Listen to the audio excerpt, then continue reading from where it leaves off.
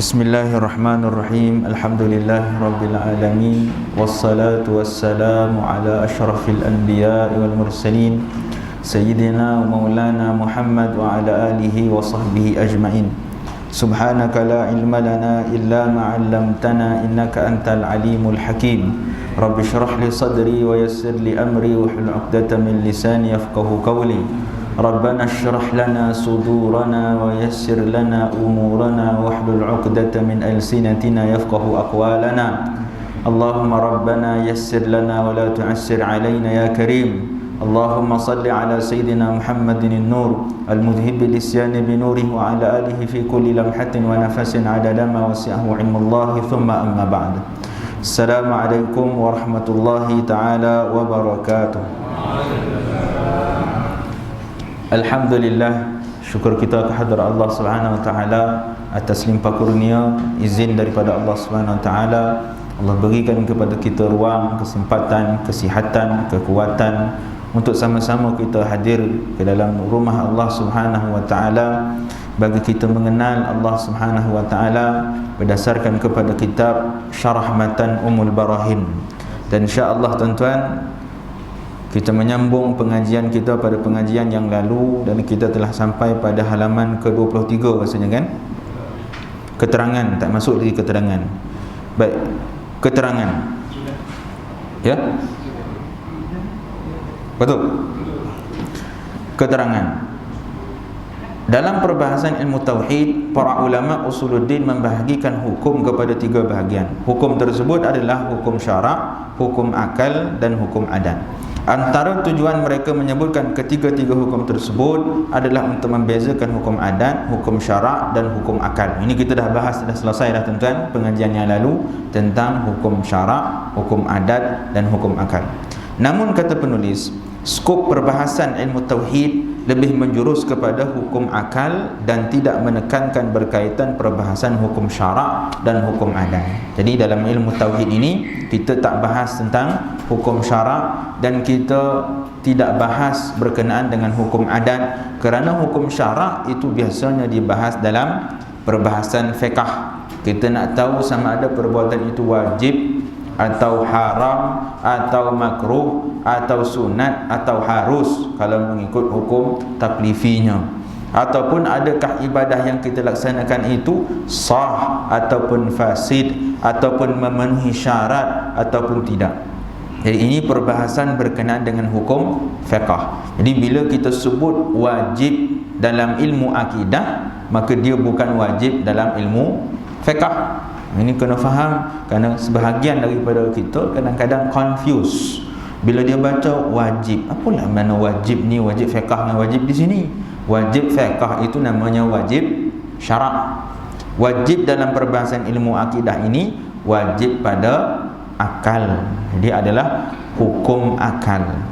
Dan kata musannif, kata penulis kitab ini, kata Imam Ad-Dusuki, dia menukilkan kata-kata Al-Imam Ad-Dusuki ataupun Ad-Dasuki rahimahullah ta'ala, wa inna maqtasara al-musannifu ala at-takallumi ala al-aqli li'anna al-ghalib as-sifati daliluha aqliyun wa inna ma dhakara syarih syar'i li'anna ba'd as-sifati huwa as-sam'u wal-basar wal-kalam wa kaunuhu sami'an wa kaunuhu basiran wa kaunuhu mutakalliman thabata bihi wa inna ma dhakara al-'adi tatmiman lil-aqsam. Kata Imam Ad-Dusuki, pengarang yakni Al-Imam As-Sanusi. Al-Imam Ad-Dusuki beliau ada mengarang syarah kepada matan kitab kita ini. Jadi ketika beliau membahaskan tentang matan Al-Imam As-Sanusi rahimahullah ta'ala, kata beliau, Al-Imam As-Sanusi membataskan perbahasan hukum akal sahaja kerana kebanyakan sifat itu dalilnya berdasar hukum akal. Namun ketika menghuraikannya, beliau menyebutkan juga tentang dalil syarak kerana beberapa sifat seperti as-sama', al-basar dan al-kalam, kaunuhu sami'an, kaunuhu basiran, kaunuhu mutakalliman adalah thabit berdasarkan dalil syarak. Tujuan beliau menyebutkan hukum adat pula hanya untuk menyempurnakan pembahagian hukum. Syarah dia pun tuan-tuan, di bahagian bawah nanti kita akan bahas lagi tentang perbahasan sifat-sifat Allah yang sabit berdasarkan kepada akal dan sabit berdasarkan kepada hukum syarak ataupun dalil syarak. Kemudian kenyataan Imam Ad-Dusuki ini dijelaskan oleh Al-Imam Al-Bajuri rahimahullahu ta'ala. Kita baca yang terjemahan ni lah tuan-tuan. Bermaksud, hanya kami nyatakan kebanyakan, ghaliban, itu adalah kerana segala sifat terbahagi kepada 3 bahagian. Di atas tadi kan Imam Ad-Dusuki kata perbahasan hukum akal sahaja kerana kebanyakan, ghaliban, sifat itu dalilnya berdasarkan hukum akal. Bukan semua sifat Allah itu sabit berdasarkan kepada hukum akal, kerana ada di antara sifat-sifat wajib bagi Allah Ta'ala itu ianya sabit berdasarkan hukum ataupun berdasarkan kepada dalil syarak. Jadi Al-Imam Al-Bajuri dia ringkaskan kepada kita, maka yang pertama kata dia, sifat yang tidak sah, yakni tidak boleh berdalil terhadapnya melainkan dengan menggunakan dalil akal. Ia, yakni dalil akal adalah sesuatu yang terhenti ke atasnya oleh mukjizat, yakni dalil akal. Seperti sifat wujud Allah, qidam, baqa, qiyamuhu binafsi, mukhalafatuhu lil hawadith, qudrah, iradah, ilmu dan hayat. Yang kedua, sifat yang tidak sah, yakni tidak boleh berdalil terhadapnya melainkan dengan menggunakan dalil sam'i, dalil naqli. Ia, yakni dalil sam'i adalah setiap sesuatu yang tidak terhenti ke atasnya oleh mukjizat, yakni dalil akal, seperti sifat sama', basar dan kalam. Yang ketiga, sifat yang tidak disepakati cara pendalilannya oleh ulama, sama ada menggunakan dalil akal atau dalil sam'i, iaitu sifat wahdaniyah. Namun menurut pandangan yang paling sahih, sesungguhnya dalil sifat wahdaniyah adalah berdasarkan dalil akal. Maknanya apa tuan-tuan? Dalam bahagian ini penulis nak beritahu kepada kita bahawa dalam perbahasan sifat 20 sifat yang wajib bagi Allah, ada di antara sifat itu yang ianya diketahui berdasarkan kepada akal, ataupun dalil akalnya lebih kuat berdasarkan kepada dalil naqal, dalil Quran dan hadis. Ada di antara sifat yang wajib bagi Allah itu ianya adalah sabit berdasarkan kepada dalil naqli, berdasarkan kepada Al-Quran yang mutawatir dan hadis yang mutawatir. Dia berdasarkan kepada dalil naqli, bukan hanya menggunakan akal, tapi dia menggunakan naqal, berdasarkan kepada dalil. Dan ada di antara sifat yang wajib bagi Allah itu yang ulama berbeza pandangan. Sebahagian kata dalil akal lebih kuat, sebahagian kata dalil syarak ataupun dalil naqli itu lebih kuat. Baik, yang pertama, sifat yang dalil akalnya lebih kuat adalah sifat wujud, qidam, baqa, mukhalafatu ta'alil hawadith, qiyamuhu ta'ala binafsih, wahdaniyah, qudrah, iradah, ilmu, hayat. Jadi sifat-sifat ini dalil akalnya lebih kuat. Maknanya apa? Di dalam kita nak mensabitkan sifat-sifat ini bagi Allah, bukan makna kita beri kepada Allah, tak. Kita nak bahas sekarang sifat yang wajib bagi Allah pada akal. Kan kita kata sifat yang wajib bagi Allah. Wajib di sini dengan makna wajib akal. Jadi dalam kita berbahas tentang sifat-sifat ini, dalil akalnya lebih kuat. Sebab apa? Bila kita bahas tentang dalil wujud Allah Ta'ala, sifat yang pertama, kita kata Allah Ta'ala itu sifat yang pertama wujud. Apa dalil Allah itu wujud? Ada orang dia bagi ayat Quran. Bukankah Allah berfirman, Qul huwallahu ahad, katakanlah Allah itu esa, kata dia. Ini dalil menunjukkan Tuhan itu ada, kata dia. Ya, kita kata ini antara dalil yang menunjukkan bahawa Tuhan itu ada.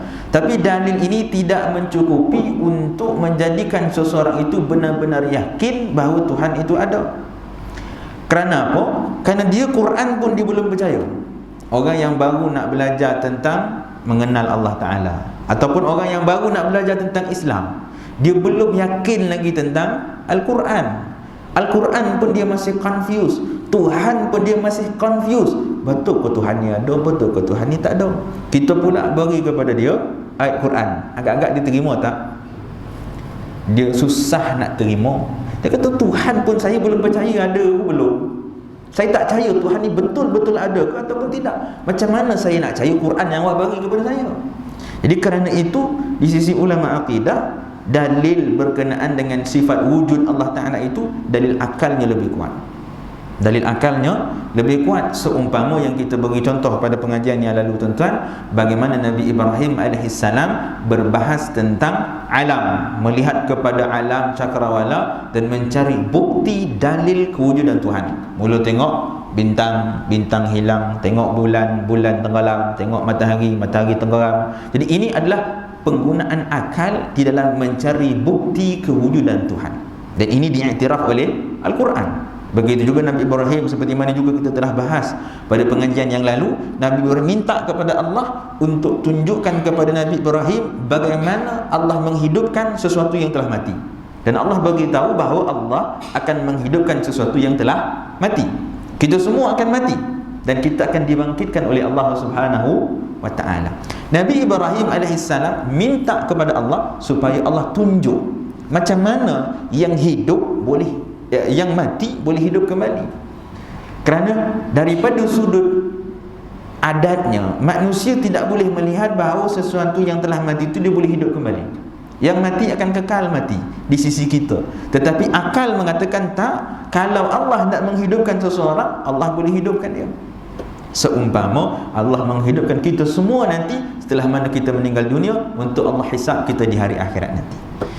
Nabi Ibrahim AS bila minta kepada Allah, Allah kata apa? Awalam tu'min, hei Ibrahim, kau tak beriman ke dengan apa yang telah aku katakan? Bukankah aku telah katakan bahawa aku akan menghidupkan sesuatu yang telah mati? Nabi Ibrahim kata bala, bahkan aku percaya ya Allah, walakin liyatma'inna qalbi, hanya untuk menenangkan hatiku, untuk menambah keimanan kita kepada Allah. Maka di sini datangnya fungsi akal, untuk kita meningkatkan lagi keyakinan, keimanan kita kepada Allah Ta'ala bagi orang yang telah percaya akan kewujudan Tuhan, dan begitu juga bagi orang yang tidak percaya tentang kewujudan Tuhan, supaya dia boleh percaya dan yakin bahawa sebenarnya Tuhan itu ada. Ini makna dalil akal. Begitu juga sifat qidam, sifat baqa, sifat mukhalafatu ta'lil hawadith. Sifat-sifat ini dalil akalnya lebih kuat. Seumpama bila kita kata Allah Ta'ala itu qidam, sedia ada. Apa dalil Allah sedia ada? Orang bagi Quran, ayat Quran, Allah Subhanahu Wa Ta'ala berfirman, huwal awwal wal akhir. Dia yang awal, dia yang akhir. Bila kita baca ayat ni tuan-tuan, kita faham apa? Allah itu awal, dia yang akhir. Adakah ayat ini tunjuk Tuhan itu sedia ada? Bila kita tengok secara zahir ayat ini dan difahami mengikut kefahaman bahasa yang cetek, kita akan kata ini bukan ayat tunjuk Allah sedia ada, kerana Allah itu yang pertama. Mana? Bila kata yang pertama, maknanya ada, seolah-olah kata ada permulaan. Huwal akhir, akhir, bahasa kita memahami seolah-olah Tuhan itu ada pengakhiran, maknanya bukan baqa lah. Macam mana kita boleh jadikan dalil ini sebagai dalil menunjukkan bahawa Tuhan itu qidam, Tuhan itu baqa? Jadi ini yang kita katakan ayat Al-Quran pada ketika ini dalilnya tidak kuat untuk mensabitkan sifat qidam dan baqa. Walaupun sebenarnya ayat tersebut sememangnya menunjukkan tentang Tuhan itu sedia ada dan kekal abadi. Bagaimana pula Ustaz? Bukankah Allah kata huwal awal wal akhir? Dia yang awal, yang akhir. Awal di sini bukan dengan makna yang pertama. Kerana awal dalam bahasa Arab dia boleh membawa makna yang pertama dan juga boleh membawa kepada makna as-sabqu 'alal asya', yang mendahului sesuatu. Seumpama bila kita kata kita masuk ke dalam surau, siapa dia orang yang pertama ada dalam surau? Kita kata Tok Imam, orang yang pertama sampai ke surau. Bila kita kata Tok Imam, orang yang pertama, adakah dengan makna Tok Imam itu dia daripada tiada, dia lahir di surau ini, dia membesar kemudian dia ada? Tak, bukan kita nak kata imam itu ada permulaannya. Tapi awal di sini dengan makna apa? Bila kita masuk dalam surau, kita tengok imam dah ada, lalu kita kata imam yang awal. Ini makna awal. Awal di sini dengan makna bila kita masuk, imam sedia ada. Bukan makna imam ada permulaan, imam mula-mula sampai, belum tentu, mungkin ada yang sebelumnya ada. Jadi awal di sana dengan makna sedia ada. Kita masuk, imam dah ada. Begitu juga wal akhir, bila Allah kata akhir, bukan dengan mana Allah itu akan fana, Allah akan musnah, tak. Wa yabqa wajhu rabbika dzul jalali wal ikram, kata Allah. Allah Ta'ala akan kekal sampai bila-bila dan tidak akan musnah, ketika mana semua makhluk akan dimusnahkan oleh Allah Subhanahu wa Ta'ala. Allah kekal. Lalu makna akhir di sini maknanya apa? Maknanya adalah akhir yang tidak ada pengakhiran. Mala nihayata lahu. Seumpama bila kita keluar daripada surau, orang pun tanya, siapa yang akhir kat surau? Kita pun kata, Tok Imam. Kita kata, adakah Tok Imam memang orang yang akan akhir keluar daripada surau? Belum tentu. Kemudian mungkin nanti orang datang, orang lain, ada orang lain lagi. Kenapa kita kata imam yang akhir? Sebab bila kita keluar, imam masih ada. Jadi akhir di situ dengan mana masih ada, bukan dengan mana dialah yang akan terakhir, imam akan meninggal dunia kat situ, imam akan habis kat situ. Tak. Akhir di situ dengan mana bila kita keluar, imam masih ada. Inilah makna bila Allah kata wal awal wal akhir. Dia yang awal, dia yang akhir. Namun tuan-tuan, ayat ini juga belum cukup untuk kita jadikan sebagai dalil mengatakan Tuhan itu adalah bersifat qidam dan baqa. Bukan kita nak menafikan ayat Al-Quran, tak. Kerana kita kena faham bahawa ilmu akidah ini sedang berbahas kepada orang yang nak mengenal Tuhan. Dia nak mencari kewujudan Tuhan, Tuhan yang bersifat qidam, Tuhan yang bersifat baqa. Jadi bila dia nak mencari perkara ini, dia belum benar-benar beriman kepada Allah Subhanahu Wa Taala secara penuh. Dia masih ada lagi rasa sangsi, betul ke Tuhan ini ada? Kenapa Tuhan ini sifatnya qidam? Kenapa Tuhan ini sifatnya baqa? Jadi kalau kita berikan ayat Quran pada ketika itu, maka orang yang melihat ayat Quran pada ketika itu, dia belum boleh menerima sepenuhnya. Bukan kita kata ayat Quran tak kuat, tak. Ayat Quran adalah sandaran kita di dalam beragama, hujah kita dalam beragama. Cuma ini soal dalam seseorang nak mengenal Allah bagi diri dia, bukan bagi Quran. Quran sememangnya adalah dalil yang qat'i, panduan dalam kehidupan kita. Tapi ini kita sedang melihat kepada orang yang nak mengenal Tuhan, nak mencari bukti kewujudan Tuhan. Lalu pada ketika itu bila kita berikan ayat Quran, dia belum percaya kepada Tuhan. Macam mana dia nak terima ayat Quran yang kita berikan kepada dia? Begitu juga di antara kita, mungkin ada di antara kita yang masih lagi kata, ya ke Tuhan ini wujud? Kenapa Tuhan itu wujud? Apa bukti Tuhan itu wujud? Ya ke Tuhan itu sedia ada? Apa bukti menunjukkan Tuhan itu sedia ada? Adakah Tuhan itu kekal, baqa? Apa bukti dia masih belum benar-benar yakin. Lalu bila kita berikan ayat Quran, agak terima tak? Terima je lah, jangan nak melawan. Allah kata begini, beginilah. Manusia diberikan oleh Allah akal. Kok kita lah tuan-tuan dalam kehidupan kita, kalau orang paksa kita untuk mengatakan sesuatu tanpa ada bukti, tanpa ada hujah, adakah kita boleh terima? Tak boleh terima, sebab kita ada akal, kita boleh berfikir. Jadi sebab itu dalam perbahasan sifat wajib bagi Allah ini, datangnya dalil akal untuk membuktikan sememangnya Allah Ta'ala itu ada dan dia tidak boleh dinafikan oleh sesiapa pun selagi mana dia mempunyai akal. Bila kita berbahas tentang qidam, kenapa kata Tuhan itu sedia ada? Kerana Tuhan itu kalau dia ada permulaan, maknanya dia adalah baharu. Bila dia baharu, maka maknanya dia ada yang menciptakan dia. Ini kan dalil akal. Kita menggunakan akal untuk membuktikan Tuhan itu dia mesti sedia ada. Dia tak boleh baharu, dia tak boleh baru jadi, dia mesti sedia ada.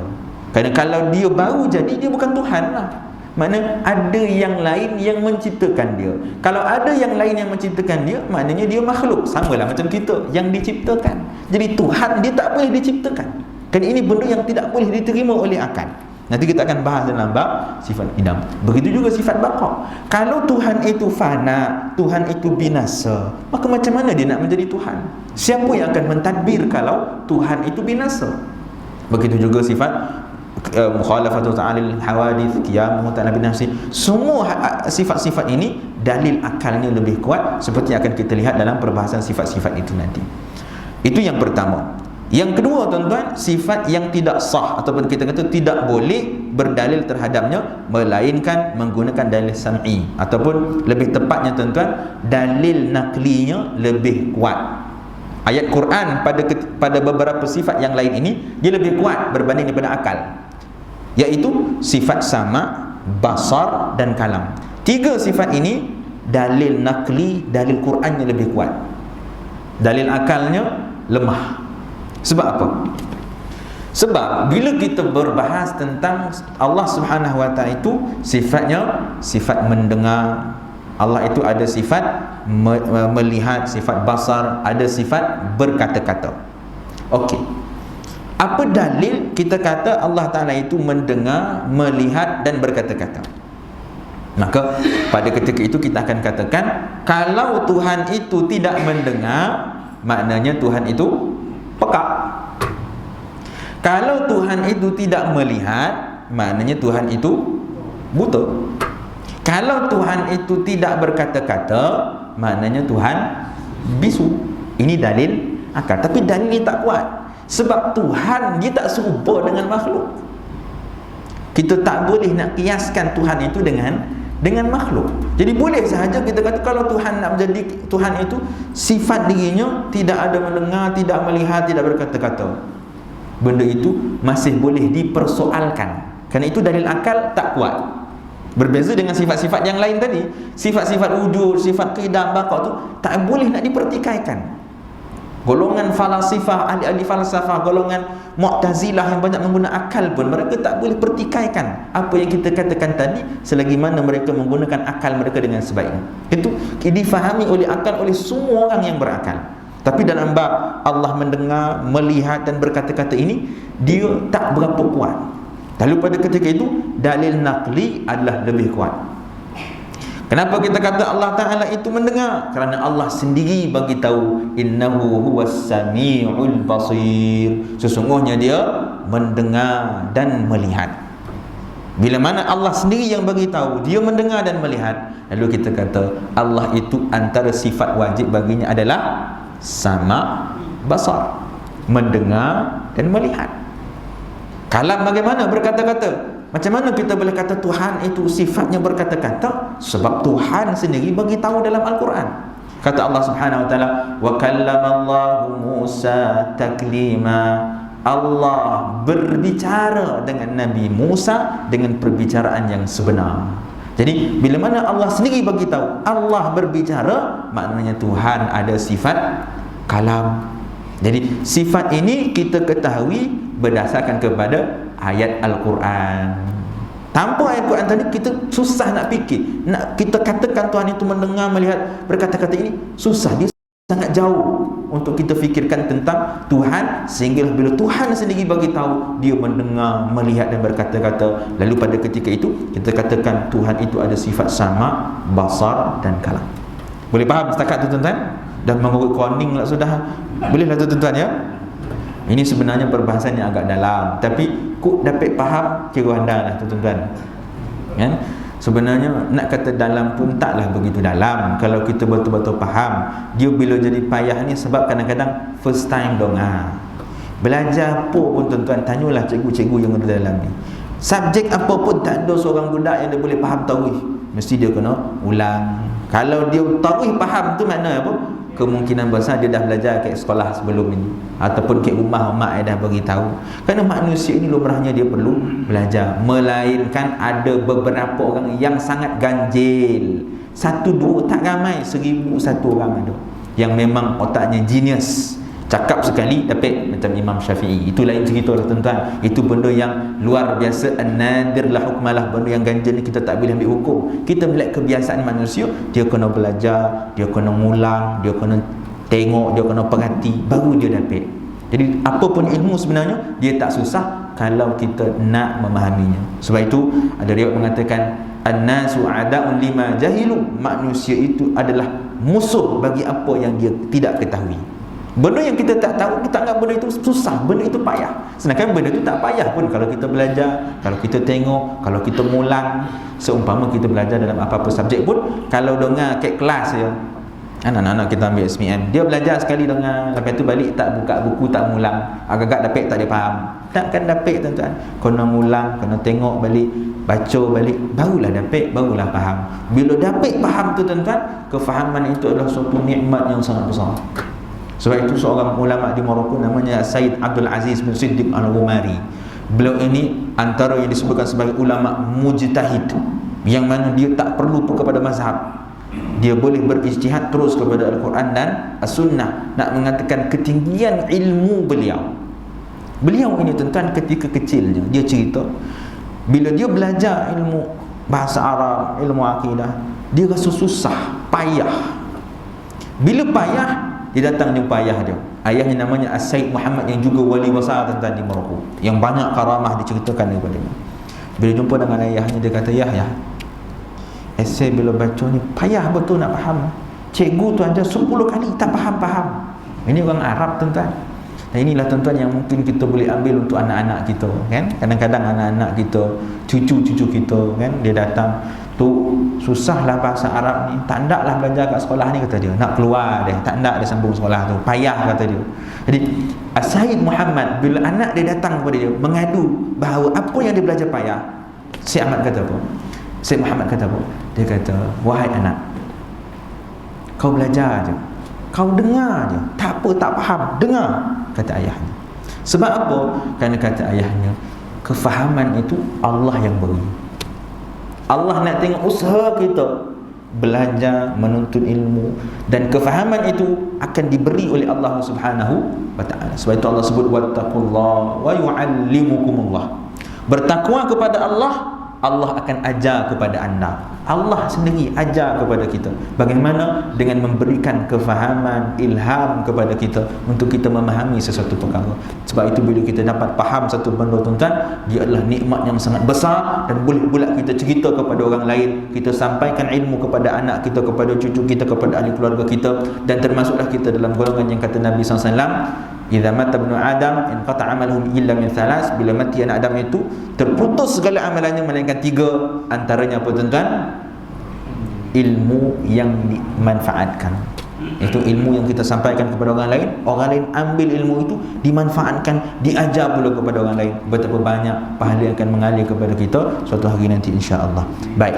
Yang ketiga tuan-tuan, ada sifat yang ulama khilaf, berbeza pandangan. Sebahagian kata dalil akal lebih kuat, sebahagian kata dalil Qurannya lebih kuat, iaitu sifat wahdaniyah, sifat esa. Sebab apa tu? Okey, kita tengok dalil akal. Mengapa kita katakan Tuhan itu esa? Tuhan wajib esa. Tuhan sifatnya mesti esa. Dia tak boleh 2, dia tak boleh 3. Dalilnya apa? Dalilnya kalau kita melihat kepada dalil akal, maka kita kata kalau Tuhan itu 2, maka alam ini akan binasa. Dalil yang serupa ini juga Allah sebut dalam Al-Quran. Ini jadi khilaf. Sebab apa? Allah juga berikan dalil yang seumpama itu dalam Al-Quran dengan kata Allah Subhanahu wa taala, "Lau kana fihi ma alihatun illallah lafasadata." Allah kata kalau ada Tuhan selain daripada Allah, maka alam ini akan binasa. Alam ini akan musnah. Sebab apa? Ada 2 Tuhan. Tuhan A, ada Tuhan B. Tuhan A kata hari ini esok nak turunkan hujan, kata dia. Tuhan B kata pula, kau mana-mandai lah turun hujan. Saya tak nak, biar ada panik macam tu, kata dia. Sudah apa jadi tuan-tuan? Hancurlah alam ini. Kojap panik, kojap hujan, kojap panik. Tak boleh jadi seperti itu. Akal tak boleh terima, Quran juga menyebut sedemikian.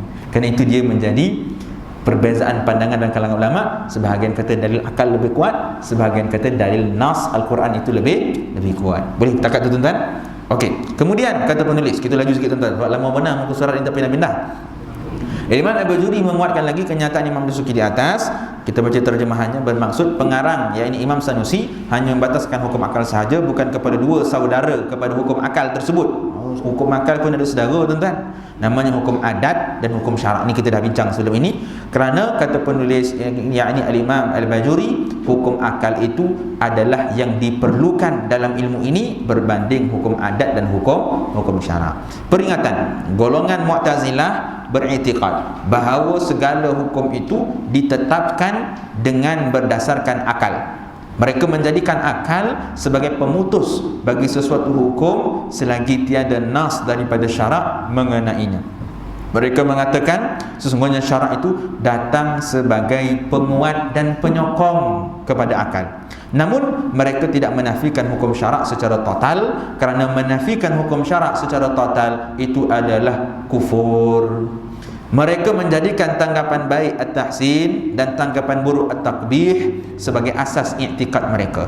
Oleh itu, tanggapan baik yakni at-tahsin dan tanggapan buruk at-takbih pada pandangan mereka adalah berpaksikan kepada akal semata-mata, atau dengan kata lain, akal manusia semata-mata cukup untuk mengenal yang baik dan yang buruk tersebut. Hal ini dijelaskan oleh Al-Imam Al-Bajuri. Ini sama dengan sebenarnya dia ulang lagi apa yang disebutkan sini, tapi dengan lebih jelas. Baik, kita nak faham tentang pandangan Mu'tazilah. Mu'tazilah ini apa? Mu'tazilah ini boleh kita katakan hari ini mereka itu adalah golongan liberal hari ini. Yang mana golongan liberal hari ini, tuan-tuan, mereka bertindak dengan cukup hebat, mempengaruhi anak-anak muda melalui media sosial. Berapa banyak hari ini anak-anak muda kita yang dah tak percaya tentang kewujudan Tuhan. Dia kata Tuhan tu tak ada. Ini semua berlaku semula jadi, dia kata. Esok kita akan mati, nanti kita akan hidup kembali dalam bentuk orang lain. Berapa ramai yang berfahaman yang sedemikian? Sebab apa? Guna akal, menolak nas syarak. Cuma kalau kita nak samakan 100%, taklah sama Mu'tazilah yang dahulu dengan liberal hari ni. Kerana liberal hari ni lebih parah lagi, tuan-tuan. Langsung tak nak dah terima yang Quran. Seperti kes, tuan-tuan, yang baru berlaku, tuan-tuan. Saya tak pasti sama ada saya dah pernah cerita kepada tuan-tuan ataupun tidak. Seorang suami, dia datang ke jabatan. Dah cerita kok? Ada dah kan? Orang rumah dia dah tak hendak semayang, dah tak hendak puasa dah. Sebab dia baca dengan seorang tok guru tu membawakan sebenarnya hadis ni tak betul. Dia tak ada hadis ni, kita ikut Quran je. Inilah jadi, tuan-tuan, bila banyak mengguna akal sehingga akhirnya habis hadis pun dia tak nak terima dah. Dan itu juga kita pernah lihat kan, dahulu waktu puasa beberapa tahun yang lalu, ada seorang Melayu Islam tapi makan kat kedai Cina waktu bulan Ramadan. Bila orang tanya, apa lah, kenapa you makan dekat kedai Cina ni sedangkan orang semua puasa? Nak makan kat kedai Melayu tutup, kedai mamak pun tutup, melainkan yang buka pintu belakang tu lain cerita lah, tuan-tuan. Tapi kebanyakan kedai semua tutup. Jadi dia pergi mana? Dia pergi kedai Cina. Bila orang tanya, kenapa you makan ni? Dia kata, I puasa juga. Dia kata, macam mana you boleh puasa, you makan? Dia kata, I puasa dengan cara I, you puasa dengan cara you. I puasa ikut Quran, dia kata. Quran kata puasa macam mana? Allah sebut dalam Al-Quran, ya ayyuhalladzina amanu kutiba alaikumusiyam kama kutiba alal ladzina min qablikum la'allakum tattaqun. Allah bagi tahu, Allah wajibkan puasa kepada orang yang beriman seperti mana yang Allah wajibkan kepada umat-umat terdahulu. Lalu dia kata, bagaimana caranya? Tengok umat terdahulu, dia kata. Umat terdahulu mereka puasa, tapi mereka boleh makan. Hanya ada makanan-makanan tertentu yang mereka tak boleh makan. Contoh, kita kata, hadis Nabi kata begini. Saya tak terima hadis, dia kata. Minta maaf, saya hanya berpandukan kepada Quran. Hari ini kita namakan mereka ini sebagai Quranis. Tak ada hadis, tolak hadis, hanya kepada Quran. Bila tolak hadis, tuan-tuan, macam mana nak faham Quran? Macam mana kita nak semayang kalau kita menolak hadis-hadis Nabi SAW? Kerana dalam Quran ada tak Allah cerita mula-mula berdiri betul, kemudian rukuk, kemudian sujud, semayang maghrib ada 3 rakaat? Ada tak, tuan-tuan? Tak ada. Itu yang sudah, tuan-tuan, bila dia tolak hadis, sudah dia tak semayang. Sebab dalam Quran Allah kata aqimus salah, dirikan semayang. Bagaimana cara semayang? Dia buat cara dia sendirilah, guna akal dia. Dia kata semayang ni sebenarnya doa, dia kata. Kita doa, kira semayang lah, settle, dia kata.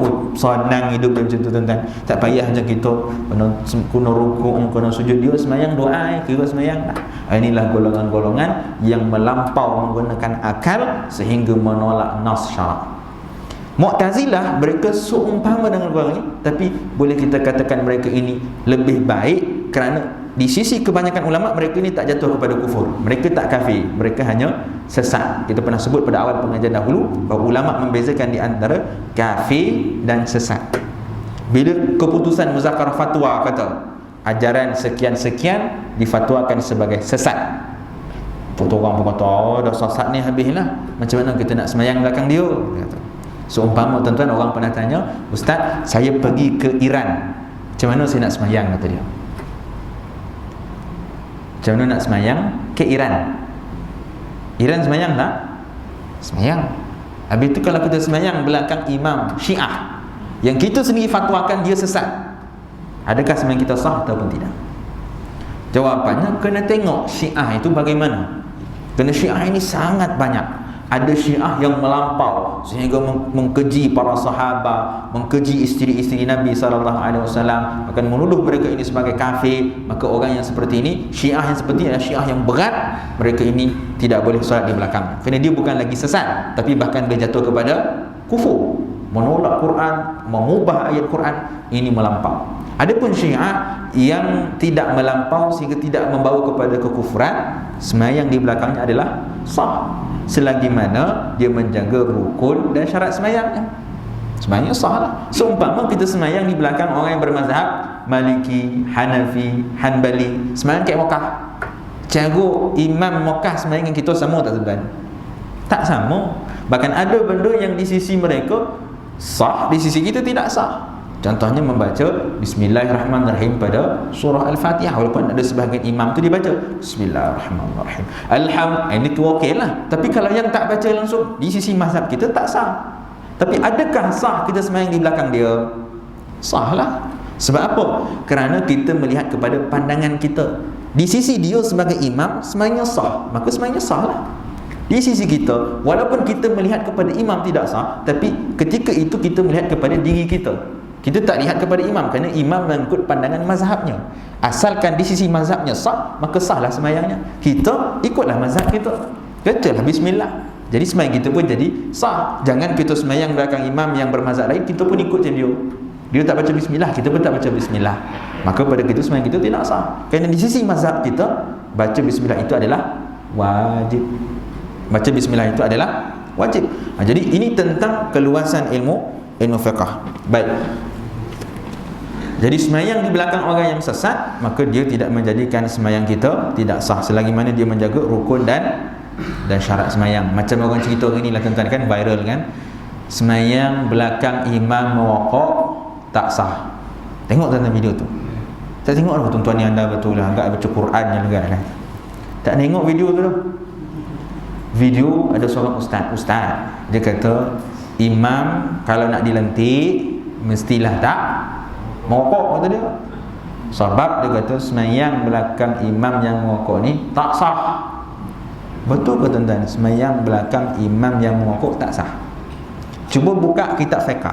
Kitab mana yang mengabarkan kalau imam tu merokok maka batallah semayang dia. Ataupun kita tengok antara perkara-perkara yang membatalkan semayang adalah imam yang merokok. Ada tak tuan-tuan? Yang batal apa? Yang batal kalau dia jadi imam dia merokok, itu batal lah. Tengah semayang merokok memanglah batal.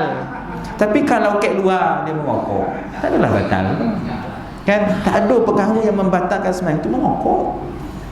Dia sebenarnya masalah dia marah anaknya sekolah tahfiz. Bila anaknya sekolah tahfiz, cikgu kat tahfiz tu beri budak-budak tu isap rokok, isap vape. Sudah anaknya merokok. Dia marah dia sebab anak yang dapat merokok tu. Habis diharam merokok tu. Waktu siapa merokok, semayang tak sah. Dah semayang orang lain tak sah. Dia marah sebenarnya anak yang sebab merokok. Jadi ini kena faham tentang hukum fiqh kita sendiri. Kena tahu perkara-perkara yang membatal, apakah rukun, apakah syaratnya, supaya tak jadi kes yang seperti ini. Semayang belakang imam yang merokok, ahli maksiat sekalipun, semayang kita sah. Ustaz, apa hukum semayang belakang penzina? Kan yang baru ni, apa nama itu tuan-tuan? Yang kena tangkap itulah. Saya nak menyebut dia pun tak sanggup tuan-tuan. Kan? Contohlah, dia jadi imam, semayang belakang dia, sah tak? Kalau cerita sah, selagi mana dia jaga rukun, syarat, ambil wudu, sah lah. Yang tak sah, dia semayang pakai seluar pendek, tak sah lah, sebab melanggar syarat. Tapi selagi mana dia menjaga rukun semayang, syaratnya, semayang sah. Cuma nak cerita tentang terima ataupun tak terima, itu di sisi Allah. Allah lah yang menilai. Siapa kita pula nak menilai dia? Semayang kau tak sah atau Allah tak terima, kita nak ngebahas semayang dia tak terima. Semayang kita pun belum tentu Allah terima. Jadi bila bahas tentang sah ataupun tidak, tengok rukunnya, bukan tengok kepada apa yang ada dalam. Kita tak boleh nak hukum dalam orang. azan dah. Bel langsung tak baca kitab ni. Jadi bila nak cerita kita dah situ dah sebenarnya kan, hukum merokok tu apa kan, khilaf tuan-tuan, tak payahlah kita berbincang lagi. Kalau nak merokok, rokoklah. Jangan paksa orang kau mesti merokok, tu tak boleh lah. Orang yang tak nak merokok, tak payahlah paksa orang berhenti. Kau mesti berhenti, kau berdosa, kau tak masuk neraka. Kita lah macam pak dia dalam neraka, tak boleh lah tuan-tuan. Ulama sendiri berbeza pandangan. Buka kitab namanya Hasyiah Al-Bajuri. Al-Imam Al-Bajuri sendiri menyebut bahawa rokok itu hukumnya adalah makruh, dia tak sampai kepada haram. Wallahu a'lam. Tuan-tuan, itulah sedikit sebanyak yang boleh kita bahas pada malam ini. Mudah-mudahan ada manfaat yang kita boleh ambil. Insya-Allah kita sambung lagi pada pengajian akan datang. Wa'alaikum minkum. Assalamualaikum warahmatullahi wabarakatuh.